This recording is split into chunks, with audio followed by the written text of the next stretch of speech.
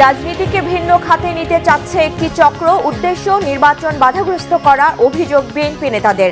প্রতিবাদ মিছিলে অপশক্তি প্রতিরোধের ঘোষণা। চানখারপুলে 6 হত্যায় সাবেক ডিএমপি কমিশনার হাবিব সহ 8 জনের বিচার শুরু। এই সরকারের মেয়াদেই জুলাই হত্যার বিচার শেষের আশ্বাস আইন উপদেষ্টার। জুলাই শহীদদের স্মরণে প্রথম স্মৃতিস্তম্ভ নারায়ণগঞ্জে। দেশের 64 জেলায় স্মৃতিস্তম্ভের কাজ শেষ হবে 4 আগস্টের মধ্যে। সংসদে নারী আসন বৃদ্ধি ও উচ্চ কক্ষ নিয়ে দলগুলো একমত হলেও প্রক্রিয়া নিয়ে ভিন্ন মত। শিগগিরই ঐকমত্যে পৌঁছানোর আশা কমিশনের। দেখছিলেন ক্রাউন সিমেন্ট সংবাদ শিরোনাম।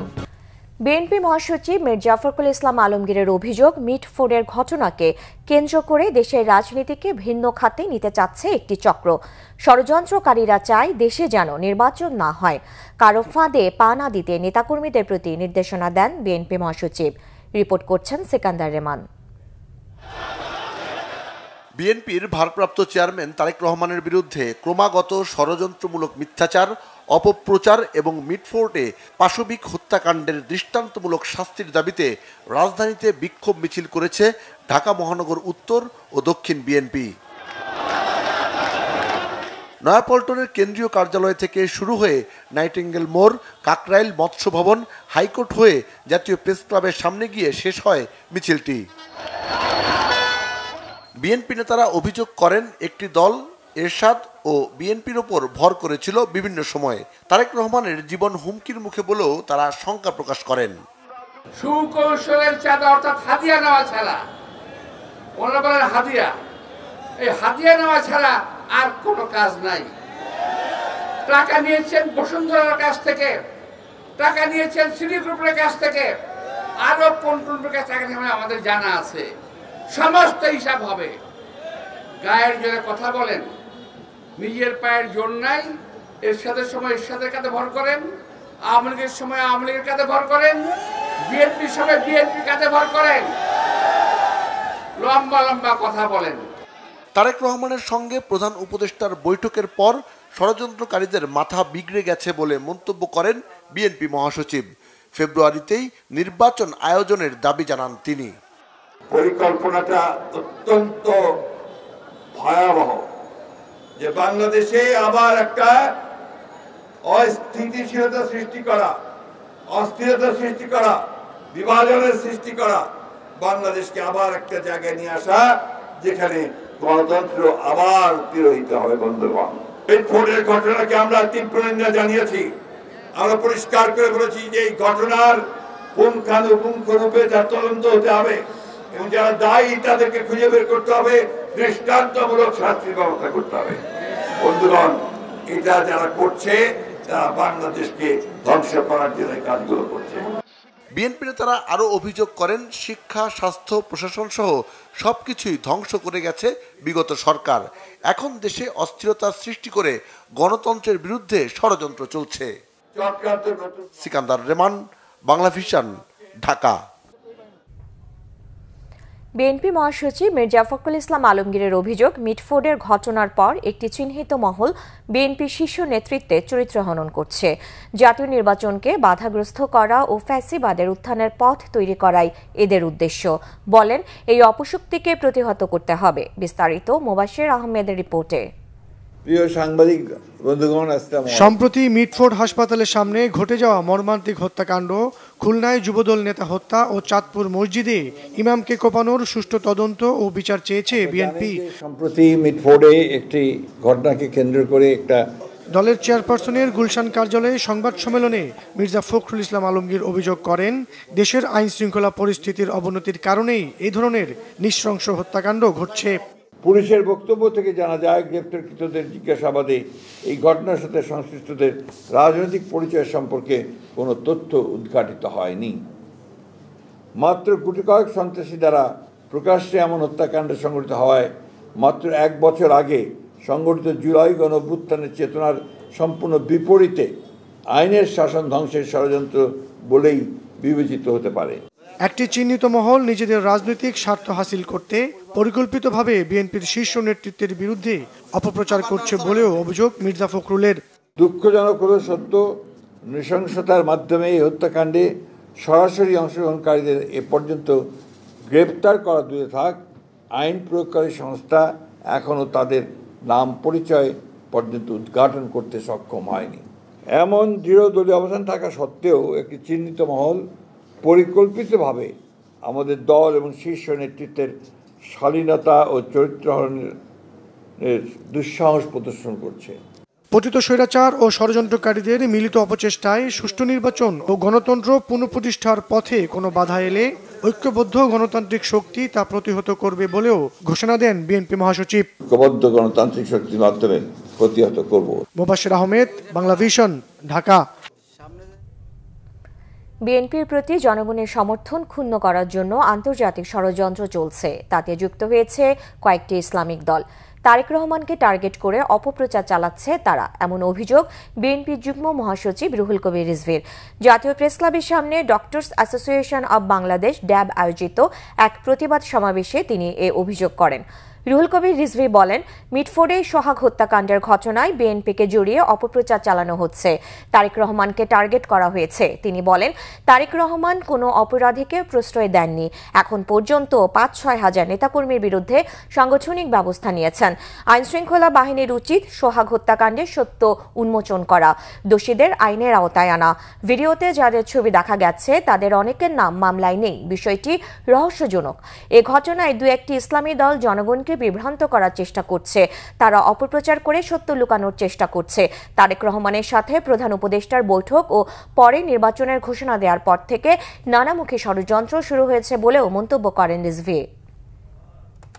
ইসলামী জনগোষ্ঠী, মুসলিম জনগোষ্ঠীর একটা বিরাট সমর্থন বিএনপির প্রতি, কারণ বিএনপির ওই যে আগেই বললাম তাদের যে অবদান, এইটিকে খণ্ডিত করার জন্য একটি আন্তর্জাতিক চক্রান্ত তো রয়েছে। সেইখানে পা দিয়েছেন দুই একটি ইসলামী দল। এর মধ্যে একটা ইসলামী দল আমরা জানি যে এরা যুগ যুগ ধরে এরা আওয়ামী লীগ পন্থী, এরা পার্শ্ববর্তী দেশের পন্থী। নারায়ণগঞ্জের ২১ জন শহীদের নামে নির্মিত হল দেশের প্রথম জুলাই শহীদ স্মৃতিস্তম্ভ। উদ্বোধন করেছেন অন্তর্বর্তী সরকারের ৫ উপদেষ্টা। উদ্বোধন অনুষ্ঠানে জুলাই গণহত্যার বিচার দ্রুত শেষ করার আশ্বাস দিলেন আইন উপদেষ্টা আসিফ নজরুল। নারায়ণগঞ্জ প্রতিনিধি আফজাল হোসেনের পাঠানো তথ্য ও ছবিতে ডেস্ক রিপোর্ট। গণ অভ্যুত্থানের শহীদদের স্মরণে নারায়ণগঞ্জে দেশের প্রথম জুলাই স্মৃতিস্তম্ভ উদ্বোধন করলেন অন্তর্বর্তী সরকারের ৫ উপদেষ্টা। শহরের হাজীগঞ্জে স্মৃতিস্তম্ভ নির্মাণ হয়েছে। আইন উপদেষ্টা ডক্টর আসিফ নজরুল বলেন, ৫ আগস্টের আগেই জুলাই ২৪ কেন্দ্রিক সব মামলার চার্জশিট জমা দেওয়ার চেষ্টা চলছে। অন্তর্বর্তী সরকারের মেয়াদকালেই বিচার সম্পূর্ণ হবে। আমি আপনাদেরকে দৃঢ় কণ্ঠে জানাতে চাই, বিচার পূর্ণ গতিতে এগিয়ে চলেছে, কোনো রকম ওইখানে কোনো গাফলতি থাকবে না। ইনশাআল্লাহ বিচার যেই গতিতে এগিয়ে চলেছে, আন্তর্জাতিক অপরাধ ট্রাইব্যুনালে ইনশাআল্লাহ যেই গতিতে বিচার এগিয়ে চলেছে, আমি দৃঢ়ভাবে বিশ্বাস করি আমাদের সরকারের শাসন আমলেই এই হত্যাকাণ্ডের বিচার হবে। অন্যদিকে উপদেষ্টা সৈয়দা রেজওয়ানা হাসান বলেন, তরুণ প্রজন্মের কাছে শহীদদের আত্মত্যাগের ইতিহাস ধরে রাখতে সারা দেশে জুলাই স্মৃতিস্তম্ভ নির্মাণ করা হচ্ছে। আমরা হয়তো বিজয় উদযাপন করব, কিন্তু এই পিতা, এই মাতা, ওই পরিবারের ভাই আর বোন ওই বিজয়কে তখনই উদযাপন করতে পারবে যখন ওই লড়াইয়ের যে উদ্দেশ্য ছিল সেটা আসলে আমরা অর্জন করতে পারবো। আধিপত্যবাদী শক্তি ক্ষমতায় আসার চেষ্টা করলে দেশের মানুষই তা দমন করবে বললেন গৃহায়ন ও গণপূর্ত উপদেষ্টা আদিলুর রহমান। বাংলাদেশে যেন কখনো কোনো আধিপত্যবাদী শক্তি চোখ রাঙাতে না পারে, বাংলাদেশে যেন কখনো ফাঁসিবাদ আসতে না পারে, এবং যদি আসার চেষ্টাও করা হয় সেটাকে দমন করা হবে। শহীদদের আত্মার মাগফিরাত কামনা করে দেওয়া ও মোনাজাতের পরে বৃক্ষরোপণের মধ্য দিয়ে অনুষ্ঠান শেষ হয়। শর্মিলা কেয়া, বাংলা ভিশন নিউজ ডেস্ক। সংস্কৃতি বিষয়ক উপদেষ্টা মুস্তফা সরওয়ার ফারুকী জানিয়েছেন, জুলাই গণ অভ্যুত্থানে শহীদদের স্মৃতি ধরে রাখতে ৬৪ জেলায় স্মৃতিস্তম্ভ নির্মাণের কাজ শুরু হয়েছে। ৪ আগস্টের মধ্যে সব জেলায় স্মৃতিস্তম্ভের কাজ সম্পন্ন হবে। গণভবনে আয়োজিত এক সংবাদ সম্মেলনে এসব জানান তিনি। সংস্কৃতি বিষয়ক উপদেষ্টা আরও জানান, জুলাই শহীদদের আত্মত্যাগ নতুন প্রজন্মের কাছে তুলে ধরতেই এই স্মৃতিস্তম্ভ নির্মাণের উদ্যোগ। সংবাদ সম্মেলনে সমাজ কল্যাণ এবং মহিলা ও শিশু বিষয়ক মন্ত্রণালয়ের উপদেষ্টা শারমিন এস মুর্শিদ রশিদ জানান, জুলাই নারী যোদ্ধাদের পূর্ণাঙ্গ তালিকা তৈরির কাজ শুরু হয়েছে। পাশাপাশি সমাজ কল্যাণ মন্ত্রণালয়ের অধীনে জুলাই কন্যা নামে একটি বিশেষ কর্মসূচির আওতায় নারীদের ক্ষমতায়নে কাজ করা হবে। চলতি বছর জুলাই গণ অভ্যুত্থানের স্মরণে দেশজুড়ে নানা কর্মসূচি হাতে নিয়েছে অন্তর্বর্তী সরকার।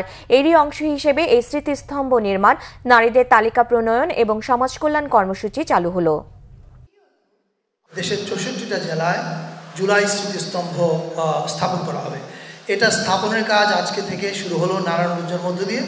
সেখানে আমাদের 5 জন উপদেষ্টা যাচ্ছেন: আসিফ নজরুল, রিজওয়ানা হাসান, আদিলুর রহমান খান শুভ্র, সিয়ার আবরার এবং আসিফ মাহমুদ। এই 5 জন উপদেষ্টা ওখানে যাওয়াটা একটা বার্তা দেয় যে এটা আসলে আমাদের জন্য খুব সিরিয়াস কাজ, এবং আমরা বিশ্বাস করি নারায়ণগঞ্জে যেটা শুরু হলো 4 আগস্টের মধ্যে সারা দেশে এই স্মৃতিস্তম্ভের কাজ শেষ হবে। রাজধানীর চানখারপুলে 5 আগস্ট আনাস সহ 6 জনকে গুলি করে হত্যা মামলার আনুষ্ঠানিক অভিযোগ গঠনের আদেশ দেওয়া হয়েছে। মামলাটির সূচনা বক্তব্যে 10 আগস্ট ও সাক্ষ্য গ্রহণ 11 আগস্ট। সোমবার বিচারপতি গোলাম মর্তুজা মজুমদারের নেতৃত্বাধীন ট্রাইব্যুনাল থেকে এ আদেশ দেওয়া হয়। এর মধ্য দিয়ে শুরু হলো জুলাই গণহত্যার দ্বিতীয় মামলার আনুষ্ঠানিক বিচার। নাবিল জাহাঙ্গীরের রিপোর্ট। ফ্যাসিস্ট সরকারের পতনের দিন 5 আগস্টেও রাজধানীর বিভিন্ন পয়েন্টে হত্যাযজ্ঞ চালাতে থাকে আইনশৃঙ্খলা বাহিনী ও আওয়ামী সন্ত্রাসীরা। সেদিন চানখারপুলে গুলি করে হত্যা করা হয় শিক্ষার্থী আনাস সহ 6 জনকে। এ ঘটনায় করা মানবাধিকার বিরোধী অপরাধের মামলায় গ্রেপ্তার 4 আসামিকে সোমবার ট্রাইব্যুনালে হাজির করা হয়। পরে পলাতক ডিএমপি কমিশনার হাবিবুর রহমান সহ 8 জনের বিরুদ্ধে আনুষ্ঠানিক চার্জ গঠনের আদেশ দেয় ট্রাইব্যুনাল। আসামি হাবিবুর রহমান, সুদীপ কুমার চক্রবর্তী, শাহ আলম মোহাম্মদ আক্তারুল ইসলাম এবং ইমরুল, এই 4 জন অফিসারের সরাসরি নির্দেশ তত্ত্বাবধানে বাকি 4 জন আসামি আরশাদ হোসেন, সুজন হোসেন, ইমাজ হোসেন ইমাম এবং নাসিরুল ইসলাম, যারা ঘটনাস্থলে প্রেজেন্ট থেকে আরশাদ হোসেন একজন ইন্সপেক্টর হিসাবে বাকি আসামিদেরকে সরাসরি প্রত্যক্ষ তত্ত্বাবধানের মাধ্যমে চাইনিজ রাইফেল, শটগান এবং অন্যান্য আগ্নেয়াস্ত্র ব্যবহার করে নিরস্ত্র বিক্ষোভকারীদের গুলি করে হত্যা করে। আজকে আদেশে আমরা সন্তুষ্ট নয়, আমরা ওই যে ইয়েতে কথাই আছে সাক্ষী মানে সাক্ষী ব্যতিরেকে কোনো কিছুই আমরা প্রমাণ এখন বলতে চাই না। যেহেতু নুরেনবার্গ ট্রায়াল বা টোকিও ট্রায়াল, অন্যান্য ট্রায়ালেও যেখানে আসামিদেরকে অব্যাহতি প্রদান করা হয়েছিল এবং খালাস দেওয়া হয়েছিল, আমরা আশা করি ভবিষ্যতে আমরা ট্রায়াল ফেজের মাধ্যমে এই আদালত থেকে আমরা খালাস পাবো ইনশাআল্লাহ। এছাড়া গুমে জড়িত থাকার অভিযোগে নারায়ণগঞ্জের 7 খুনের মামলায় মৃত্যুদণ্ডপ্রাপ্ত আসামি lieutenant colonel Tareq Saeed, commander Masud Rana ও মেজর আরিফ হোসেনকে ট্রাইব্যুনালে শেখ হাসিনার বিরুদ্ধে গুমের মামলায় জিজ্ঞাসাবাদের অনুমতি দেয়া হয়েছে। জিয়াউল হাসানের বিভিন্ন গুম করার নির্দেশ দেয়া বা বিভিন্ন অপরাধের ব্যাপারে তাদের জানাশোনা আছে। সেই কারণে তদন্ত সংস্থা যে কোনো ব্যক্তিকে জিজ্ঞাসাবাদ করতে পারে তদন্তের প্রয়োজনে। এই যে 3 জন ব্যক্তির ব্যাপারে আমরা বলেছি তাদেরকেও জিজ্ঞাসাবাদ করা দরকার, কিন্তু যেহেতু তারা অন্য একটা মামলায় মৃত্যুদণ্ড প্রাপ্ত হয়ে হাই সিকিউরিটি প্রিজনে আছেন, তাদের জিজ্ঞাসাবাদ করার জন্য আদালতের অনুমতি প্রয়োজন। এই কারণে আমরা ট্রাইব্যুনালের কাছে দরখাস্ত করেছিলাম, ট্রাইব্যুনাল আজকে অনুমতি দিয়েছেন। এদিন জুলাই আন্দোলনে রামপুরায় কার্নিশে ঝুলে থাকা শিক্ষার্থীকে গুলি করার ঘটনায় এবং কল্যাণপুর জাহাজবাড়িতে জঙ্গি নাটক সাজিয়ে হত্যাকাণ্ডের ঘটনায় 2 মামলার তদন্ত প্রতিবেদন 14 সেপ্টেম্বর জমা দেওয়ার নির্দেশ দেয় ট্রাইব্যুনাল। নাবিল জাহাঙ্গীর, বাংলা ভিশন, ঢাকা। আন্দোলনের আগুনে ঘি ঢালে তৎকালীন স্বৈরাচার প্রধানমন্ত্রী শেখ হাসিনার রাজাকারের বাচ্চা বলে করা মন্তব্যটি। এই মন্তব্যের প্রতিবাদে রাতের নিস্তব্ধতা ভেদ করে উত্তাল হয়ে ওঠে ঢাকা বিশ্ববিদ্যালয়, বুয়েট সহ দেশের প্রায় সব শিক্ষা প্রতিষ্ঠান। নড়ে ওঠে আওয়ামী লীগের ক্ষমতার মসনদ। বিশ্লেষকরা বলছেন, এ থেকে শিক্ষা না নিলে একই পরিণতি বরণ করতে হবে সব স্বৈরাচারকেই। বিস্তারিত মামুন আব্দুল্লাহর রিপোর্টে। সামনে যদি দুইটা অপশন থাকে যে 2 জনই সমান মেধাবী, একজন মুক্তিযুদ্ধের সন্তান, একজন রাজাকারের সন্তান, আমি অবশ্যই মুক্তিযুদ্ধের সন্তানকে চাকরি অবশ্যই। জি, মুক্তিযুদ্ধের সন্তান নাতিপুতিরা কেউ মেধাবী না, যত রাজাকারের বাচ্চারা নাতিপুতি হলো মেধাবী, তাই না?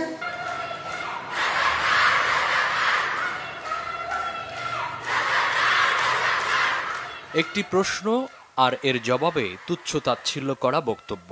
তৎকালীন প্রধানমন্ত্রী শেখ হাসিনার এই এক বক্তব্যেই বারুদের মতো জ্বলে উঠেছিল বৈষম্য বিরোধী ছাত্র আন্দোলন। দাবানল ছড়িয়ে পড়েছিল দীর্ঘ 16 বছরে চেতনার মোড়কে রাজ করে যাওয়া স্বৈরাচারের মসনদে, যে আগুন নেভানোর সক্ষমতা ছিল না হাসিনার কোনো অপশক্তিরই।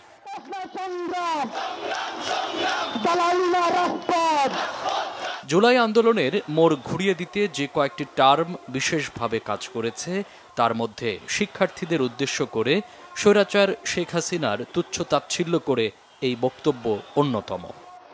বাংলাদেশে কাউকে যদি রাজাকার হিসেবে সাব্যস্ত করা যায় তাহলে তার আর কোনো রাজনৈতিক অধিকার এখানে আর অবশিষ্ট থাকে না। এই রাজনীতিটা আওয়ামী লীগ দীর্ঘ সময় ধরে এখানে করেছে।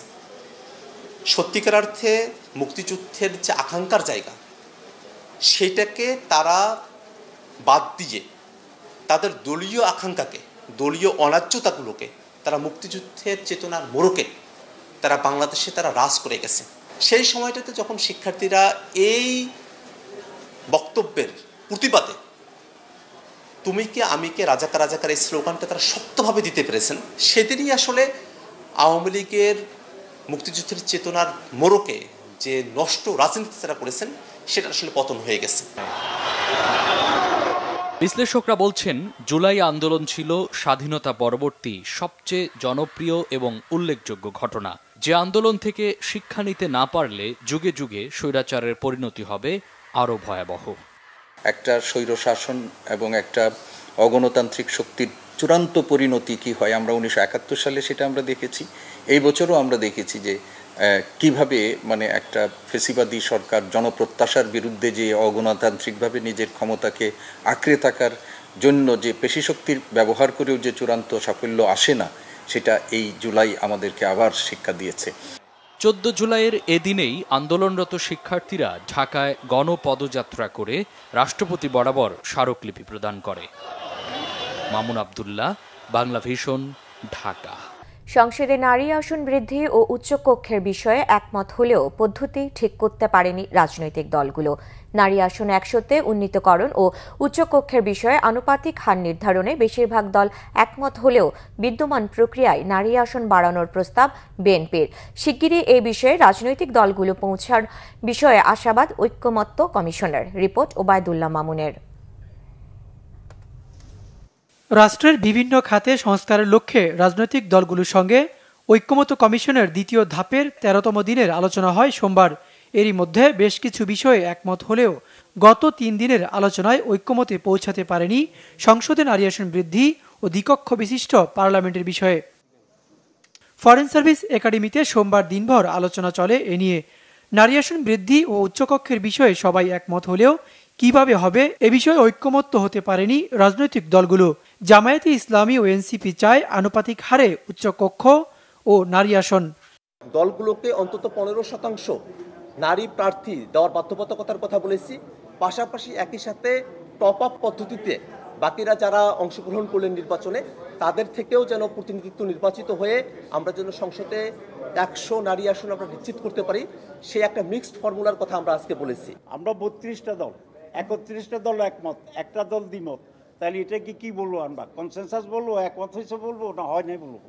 এটা একটা ন্যাচারাল ওয়ার্ল্ড ওয়াইড একটা মানে অ্যাকসেপ্টেবল একটা সিস্টেম তো আছে, তো সেটা দিয়ে বলছে। তারপরেও বিএনপিও এটা বলেছেন যে যেহেতু মেজরিটি আছে, ইলেকশন কমিশন হাউসের মাইন্ড স্টাডি করে একটা সিদ্ধান্ত ঐক্যমত্য কমিশনের উপরে দায়িত্ব দেওয়া হয়েছে। উচ্চকক্ষের ব্যাপারে মোটামুটি একমত হয়েছে দলগুলো, তবে মতের ভিন্নতা নিম্নকক্ষ নিয়ে। বিএনপির প্রস্তাব প্রতিনিধির ভোটে উচ্চকক্ষ গঠন। কেউ একমতে আসতে পারে না যে এটার নির্বাচন প্রক্রিয়াটা কি হবে। তো যদি ঐক্যমত্য না হয় সেই ক্ষেত্রে কমিশন কি সিদ্ধান্ত নেবে বা পরের দিন কি আলোচনা করবে সেটা কমিশন জানাবে বলেছেন। তবে হাউসের মধ্যে বিভিন্ন রকমের আলোচনায় বিভিন্ন রকম প্রস্তাব এসছে, কিন্তু নির্বাচন প্রক্রিয়া নিয়ে কেউ ঐক্যমতে আসতে পারেনি। শিগগিরই এ বিষয়ে রাজনৈতিক দলগুলো একমত হবেন এমন আশাবাদ জাতীয় ঐক্যমত্য কমিশনের। আমরা চাইছি সকলে মিলে আলাপ আলোচনা করে আমরা এক জায়গায় আসতে পারি কিনা। রাজনৈতিক দলগুলোর পক্ষ থেকে আজকে এটা অনুরোধ করা হয়েছে যে জাতীয় ঐক্যমত্য কমিশন যেহেতু এখন সকলের বক্তব্য শুনেছেন, তাদের লিখিত অবস্থান দেখেছেন, তার বিবেচনা করে তারা পুনর্বিবেচনা করার কথা ভাবতে পারেন কিনা। সোমবারের আলোচনায় অংশ নেয় বিএনপি, জামায়াত ইসলামী, এনসিপি, ইসলামী আন্দোলন, সিপিবি ও গণসংহতি আন্দোলন সহ 30টি দল। ওবায়দুল্লাহ মামুন, বাংলা ভিশন, ঢাকা। জাতীয় নাগরিক পার্টি এনসিপির আহ্বায়ক নাহিদ ইসলাম বলেছেন, মুজিববাদের নতুন পাহারাদার হিসেবে আবির্ভূত হয়েছে বিএনপি। তারা চাঁদাবাজ ও সন্ত্রাসীদের দলে পরিণত হয়েছে। পটুয়াখালীতে এনসিপির আয়োজনে জুলাই পদযাত্রার 14তম দিনের কর্মসূচিতে একথা বলেন তিনি। বেলা 11টায় শহরের সার্কিট হাউস চত্বর থেকে বর্ণাঢ্য পদযাত্রার সূচনা হয়।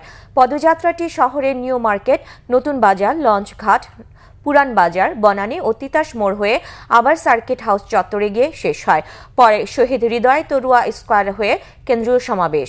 পদযাত্রা ও সমাবেশে উপস্থিত ছিলেন এনসিপির আহ্বায়ক নাহিদ ইসলাম, সদস্য সচিব আখতার হোসেন, দক্ষিণাঞ্চলের মুখ্য সংগঠক হাসনাত আবদুল্লাহ, উত্তরাঞ্চলের মুখ্য সংগঠক সাজ্জিস আলম, নাসিরউদ্দিন পাটোয়ারি, সিনিয়র যুগ্ম আহ্বায়ক আরিফুল ইসলাম আদিব, সিনিয়র যুগ্ম মুখ্য সমন্বয়ক আব্দুল হান্নান মাসউদ সহ কেন্দ্রীয় নেতারা।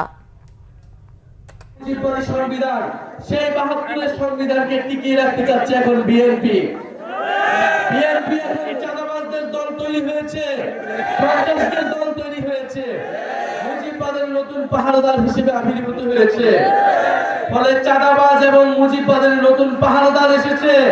সেই পাহারাদারকেও আপনাদেরকে প্রতিহত করতে হবে, তাদের বিরুদ্ধে সংগ্রাম করতে হবে। সংগ্রামী বন্ধুগণ, আমরা অনৈক্য চাই না, আমরা বিভাজন চাই না, কিন্তু যদি জনগণের বিরুদ্ধে দাঁড়ায়, জুলাই গণ অভ্যুত্থানের বিরুদ্ধে কোনো শক্তি দাঁড়ায়, তবে অবশ্যই তাদের সাথে আমাদের ঐক্য সম্ভব নয়। এবার সোশ্যাল ইসলামী ব্যাংক অর্থ ও বাণিজ্য সংবাদ।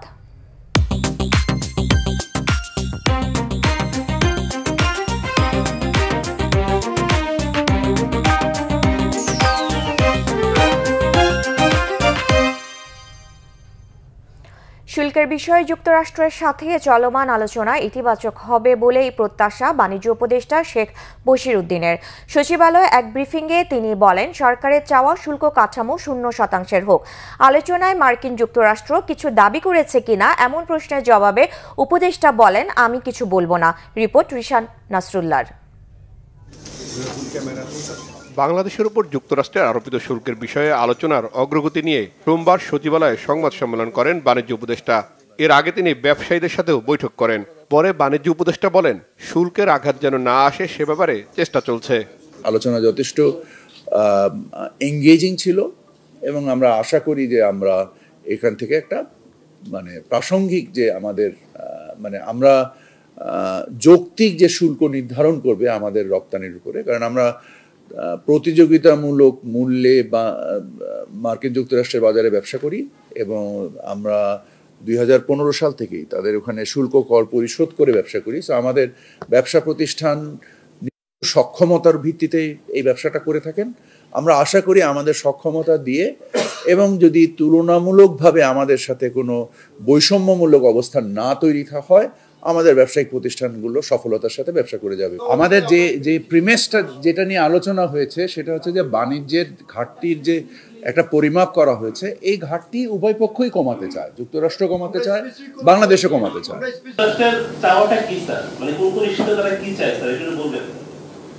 না, এই বিষয়ে আমার কোনো মন্তব্য নেই। বৈঠকে উপস্থিত থাকা ব্যবসায়ীরা বলেন, সরকারের চেষ্টা ইতিবাচকভাবে দেখছেন তারা। সর্বোচ্চ প্রায়োরিটি দিয়ে ওনারা এটা নেগোসিয়েশন করছেন এবং সকল বিষয়ে আলোচনা হয়েছে, এতটুকু আমি বলতে পারি। এবং আমরা স্যাটিসফাইড, ওনাদের যে আলোচনা যেভাবে করেছেন বা করছেন, এতে আমরা স্যাটিসফাইড। মার্কিন বাজারে বাংলাদেশের পণ্য প্রবেশে নতুন করে 35% শুল্ক আরোপ করা হয়েছে, যা কার্যকর হতে পারে 1 আগস্ট থেকে। যে এই বিষয়ে আপনি কথা বলবেন। রিশান নাসরুল্লাহ, বাংলাভিশন, ঢাকা। জাতীয় পার্টিতে একদিকে ভাঙনের সুর, অন্যদিকে ঐক্যের আহ্বান। জাতীয় পার্টির বিভিন্নপন্থী নেতাদের পাশাপাশি সদ্য অব্যাহতি পাওয়া নেতারা এই ঐক্যের ডাক দিয়েছেন। হুসাইন মোহাম্মদ এরশাদের মৃত্যুবার্ষিকীতে জাতীয় পার্টির নেতারা অতীতের জন্য ক্ষমা চেয়েছেন। সেই সাথে পিআর পদ্ধতিতে নির্বাচনের আহ্বানও জানান নেতাদের কেউ কেউ। রিপোর্ট ফররুক বাবুর।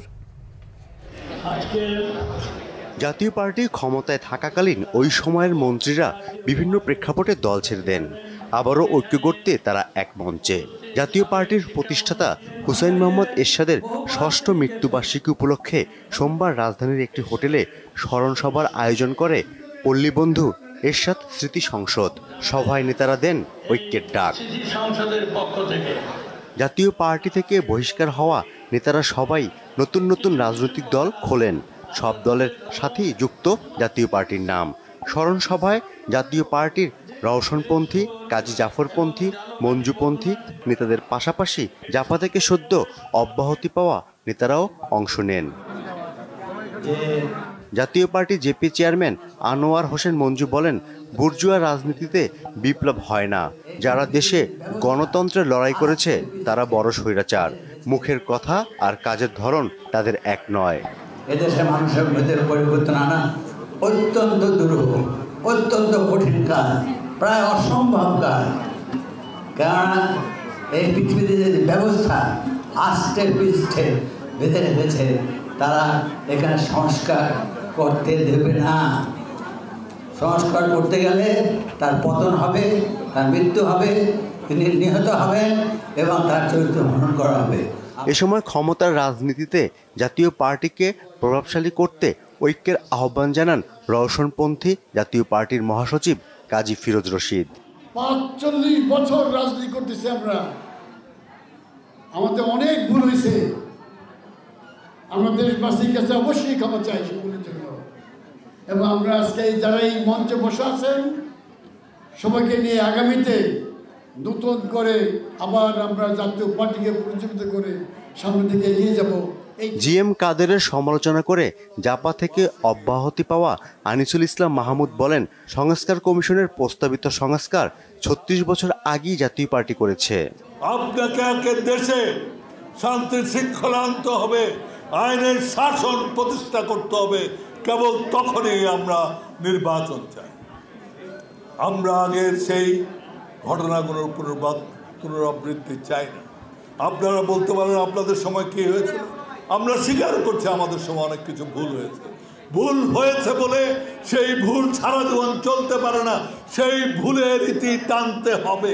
কারণ এতগুলো ছেলে তাদের জীবন দিয়েছে, সেই জীবন আমরা বৃথা হতে দিতে পারি না। রাজনৈতিক স্বার্থে জাতীয় পার্টিকে বারবার ভাঙা হয়েছে বলে ক্ষোভ প্রকাশ করেন নেতারা। তবে স্বচ্ছ জাতীয় নির্বাচনে পিআর পদ্ধতির বিকল্প নেই বলে জানান জাপা থেকে অব্যাহতি পাওয়া মজিবুল হক চুন্নু। যে এরশাদ বলে গিয়েছিলেন যে বাংলাদেশের নির্বাচন যদি নিষ্কলুষ করতে হয়, নির্বাচন যদি সত্যিকারের ন্যায় ফেয়ার নির্বাচন করতে হয়, তাহলে পিআর পদ্ধতি ছাড়া অন্য কোনো সিস্টেমে সম্ভব নয়। আজকে বাংলাদেশে অনেক রাজনৈতিক দল পিআর পদ্ধতিতে নির্বাচন করার জন্য দাবি তুলছে। ঐক্যবদ্ধ জাতীয় পার্টি গড়তে কাউন্সিলের মাধ্যমে দায়িত্ব বন্টনের কথাও বলেন তিনি। এদিকে বিকালে রাজধানীর কাকরাইলে জাতীয় পার্টির কেন্দ্রীয় অফিসে এরশাদের মৃত্যুবার্ষিকী উপলক্ষে পালন হয় বিভিন্ন কর্মসূচি। এর আগে সকালে দলের প্রতিষ্ঠাতার প্রতি শ্রদ্ধা জানানো হয়। এদিন সকালে রাজধানীর সেগুনবাগিচায় স্মরণ সভা হয়। এদেশের উন্নয়নে এরশাদের অবদান অস্বীকার করার কোনো সুযোগ নেই বলে মন্তব্য করেন জাতীয় পার্টির মহাসচিব কাজী মামুনুর রশিদ। ফররুখ বাবু, বাংলা ভিশন, ঢাকা। স্বরাষ্ট্র উপদেষ্টা অবসরপ্রাপ্ত লেফটেন্যান্ট জেনারেল মোহাম্মদ জাহাঙ্গীর আলম চৌধুরী বলেছেন, জনগণ সচেতন হলে মব ভায়োলেন্স হবে না। মব ভায়োলেন্স ও চাঁদাবাজি আর বরদাস্ত করা হবে না বলেও হুঁশিয়ারি দেন তিনি। বলেন, কেউ আইন নিজের হাতে তুলে নিলে তার বিরুদ্ধে কঠোর ব্যবস্থা নেওয়া হবে। কক্সবাজার বিয়াম ফাউন্ডেশন আঞ্চলিক কেন্দ্র মিলনায়তনে জেলা প্রশাসন আয়োজিত রোহিঙ্গা অনুপ্রবেশ ক্যাম্প ব্যবস্থাপনা ও মাদকদ্রব্য নিয়ন্ত্রণ বিষয়ক আলোচনা সভা শেষে সাংবাদিকদের এসব কথা বলেন। আলোচনা সভায় উপদেষ্টা মাদকের বিরুদ্ধে কড়া হুঁশিয়ারি দেন। বলেন, শুধু বাহক নয়, মাদকের সঙ্গে জড়িত গডফাদারদেরও ধরতে হবে। মাদক নির্মূলে সংশ্লিষ্টদের আন্তরিকভাবে কাজ করার নির্দেশনা দেন। সভায় আরও উপস্থিত ছিলেন দুর্যোগ ব্যবস্থাপনা ও ত্রাণ মন্ত্রণালয়ের উপদেষ্টা ফারুকী আজম বীর প্রতীক, প্রধান উপদেষ্টার প্রতিরক্ষা ও জাতীয় সংহতি উন্নয়ন বিষয়ক বিশেষ সহকারী অবসরপ্রাপ্ত লেফটেন্যান্ট জেনারেল আব্দুল হাফিজ এবং বিভিন্ন বাহিনী ও সরকারের ঊর্ধ্বতন কর্মকর্তারা। এই ছিল এখনকার মতো। পরের সংবাদ রাত 10:30টায়। এর আগে 9টায় রয়েছে নিউজ 20। দেখার আমন্ত্রণ রইল।